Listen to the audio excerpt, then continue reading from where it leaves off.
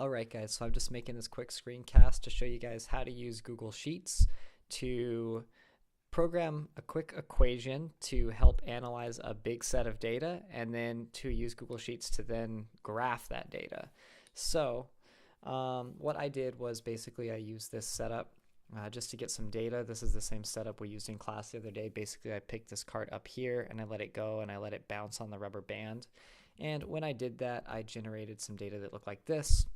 Here's a position time graph, here's a velocity time graph, and now I'm going to take that position, time, and velocity data, and I am going to copy it into a Google Sheet.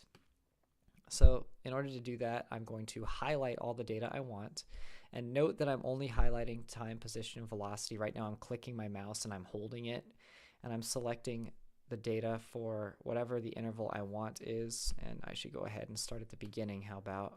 Actually, no, I shouldn't. I should start where the data becomes meaningful, which looks like it is right around here. Whoops. Maybe right around, let's see, what is that?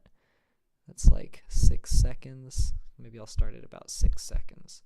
So I will scroll down to 6 seconds. Boom, right here. Click and hold, highlight, and maybe I will go to about, let's say 15 seconds. Okay, that's a lot of data, but that's okay. And now I'm going to do Command Copy. So Command C. Now I am going to take this data and I am going to save it in a spreadsheet. So in order to do that, first I have to create a spreadsheet. So I'm going to do New, Google Sheet, and I am going to title this sheet something like Demo Energy Lab. And now I'm going to go ahead and paste in my data.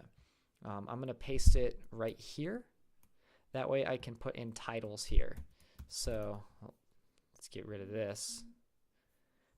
Position, no, that was time. Time in seconds. This was position in meters. And this was velocity in meters per second. Notice that I left that row open so that I could put titles in here. You should do the same thing.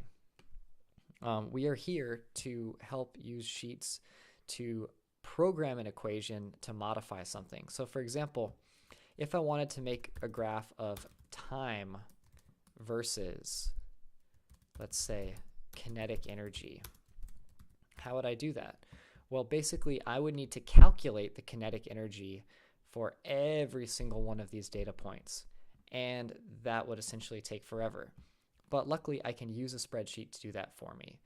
So I know how to calculate kinetic energy. It's pretty simple. It's just 1/2 mv squared. So if I want to tell the computer to do it for me, basically I have to program a formula, and let's start it right here. And the first thing I need to do is type equals, and then I need to type in the formula that I want to use. That formula for kinetic energy is going to be 1/2 times m. So let's say the cart weighs, I think it's about 250 grams or 0.250 kilograms. 1/2 m. Now v squared. Type star for times. And now v, I'm going to want to use this value here, but let's go ahead and just type it without the v. I'm going to do quantity and then square whatever I'm putting in here. I'm going to want to put inside this velocity. But I don't just want to type it in, because what I'm doing is I'm programming the cell to do it for me. So now I just have my cursor right there where I want it, and all I need to do is click on the cell of the value that I want to go in there. And boom, just like that, it's in there. And you can see right now it says C2. The value of the velocity at that moment is in cell C2. So that's good. Everything looks good. And now I'm just going to push enter. Done. So now we've programmed that cell to calculate the velocity. Now if we want to program the next cell to do the velocity at this next moment in time, I don't have to type anything. All I have to do is select this first cell that I programmed, click here, and drag down. I just click the corner of that box and I'm just dragging down. And I'm just going down all the way to the end of our data set, which is right there. And it did it. It just calculated all of those kinetic energies at all of these different times. We're done. Now, if I want to create a time versus kinetic energy graph, what I'm going to have to do is move these time values over next to these kinetic energy values. So I'm going to click up here and I'm going to do copy, right? I just selected that whole column and then I clicked copy. And I'm going to come over here and do paste values right there. I just moved this column from here over to there. And now I have my time and kinetic energy values. Now, if I want to do a graph, I just highlight both of them, time and kinetic energy, and I do insert, chart. Ooh, and there we go. We have our time versus kinetic energy graph. And I can click insert, and there it is. I have my time versus kinetic energy graph. Pretty awesome. And if I wanted to do something very cool, let's say I wanted to graph two different quantities versus time. In our lab, we might do also gravitational potential energy and spring potential energy.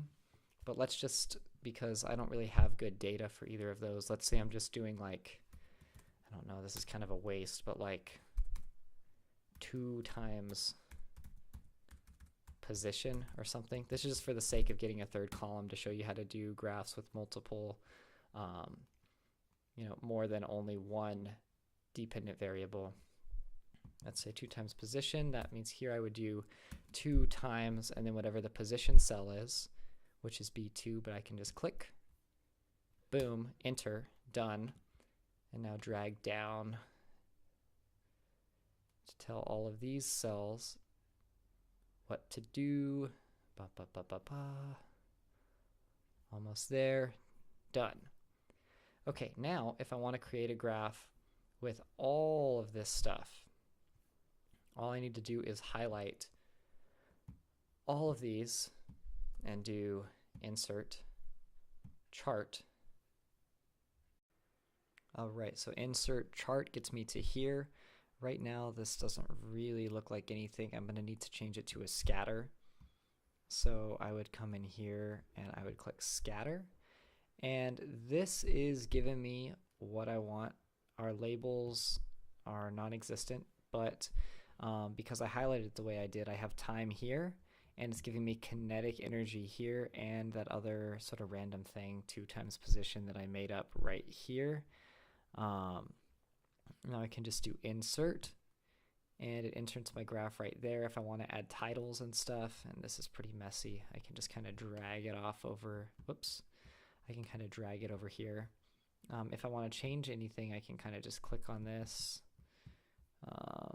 Let's see, I could do advanced edit right there, and now I could like type in titles for my axes. Like on the horizontal axis, I probably want time in seconds, and I don't really want anything here because I've already labeled these quantities by color there.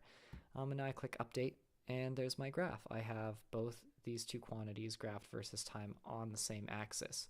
And that can be really nice if you're trying to compare the quantities to each other at any given moment in time. Like you can compare where they have maximum and minimum, where their slopes are greatest. You can see how they relate to each other at any given time.